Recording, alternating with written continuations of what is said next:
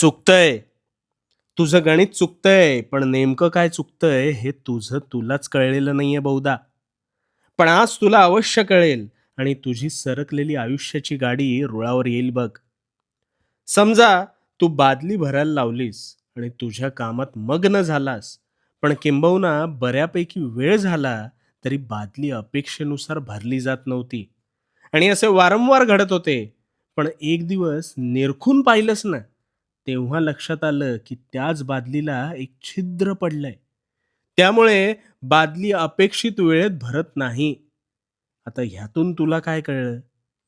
जेव्हा तू निरखून पाहतोस, तेव्हा तुला गोष्टी कुठे चुकतात हे कळतं. पण तोवर तुला सगळं बरोबरच चालू आहे आणि माझ्यातच काहीतरी दोष आहे, हेच कायम वाटत असतं. पण खरा दोष हा तुझा नसतो. तो असतो त्या उद्भवलेल्या परिस्थितीचा. आता अजून एक गोष्ट सांगतो. आता ही गोष्ट आहे ना, ही तुझ्या स्वभावातलीच आहे. म्हणजे तू हॉटेलमध्ये जातोस, तिथे मेनू कार्ड पाहतोस, बराच विचार करतोस आणि शेवटी नित्य नियमानुसार तू तुझे ठरलेले तेच पक्वान्न मागवतोस. आता ह्याचा अर्थ काय? ह्याचा अर्थ काय माहिती आहे? तुझ्या मेंदूला ज्या गोष्टी सवयीच्या वाटतात ना, त्याच करण्यावर तुझा नकळत भर जास्त असतो. पण हीच तुझी सवय तुला विशिष्ट चौकटीतून बाहेर पडू देत नाही.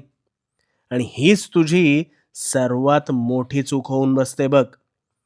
त्यामुळे तुला प्रगतीपथावर जायचं असेल, तर तुला आधी या चौकटीतून बाहेर पडावं लागेल. निरीक्षण करावं लागेल. स्वतःला ओळखून नवनवीन प्रयोगात गुंतवावं लागेल. मला माहिती आहे.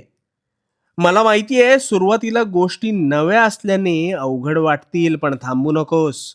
कारण तुझ्या या सातत्याच्या आणि मेहनतीच्या जोरावरच तू अपेक्षित यश संपादन करशील, हा माझा शब्द आहे.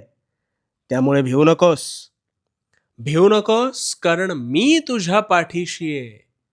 भिवू नकोस. मी तुझ्या पाठीशी आहे.